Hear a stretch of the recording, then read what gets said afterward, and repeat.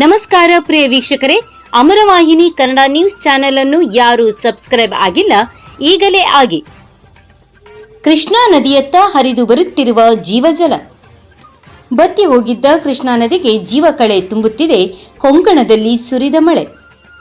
ಪಶ್ಚಿಮ ಘಟ್ಟಗಳಲ್ಲಿ ಉಗಮವಾಗುವ ಕೃಷ್ಣಾ ನದಿಗೆ ಹರಿದು ಬರುತ್ತಿದೆ ಅಪಾರ ಪ್ರಮಾಣದ ನೀರು ಹರಿದು ಬರುತ್ತಿದೆ. ಮಹಾರಾಷ್ಟ್ರದ ರಾಜಾಪುರ ಬ್ಯಾರೇಜ್ ಮೂಲಕ ಕರ್ನಾಟಕಕ್ಕೆ ಹರಿದು ಬರುತ್ತಿರೋ ನೀರಿನ ಹರಿವಿನಿಂದ ಗಡಿಭಾಗದ ರೈತರಲ್ಲಿ ಮೂಡಿದ ಮಂದಹಾಸ ಮೂಡಿದ್ದು, ಹೆಚ್ಚಿನ ಪ್ರಮಾಣದಲ್ಲಿ ಕೃಷಿ ಚಟುವಟಿಕೆಯತ್ತ ಮುಖ ಮಾಡಿದ ಕೃಷ್ಣಾ ನದಿ ಪಾತ್ರದ ರೈತರು ಸಂತಸ ಪಡುತ್ತಿದ್ದಾರೆ.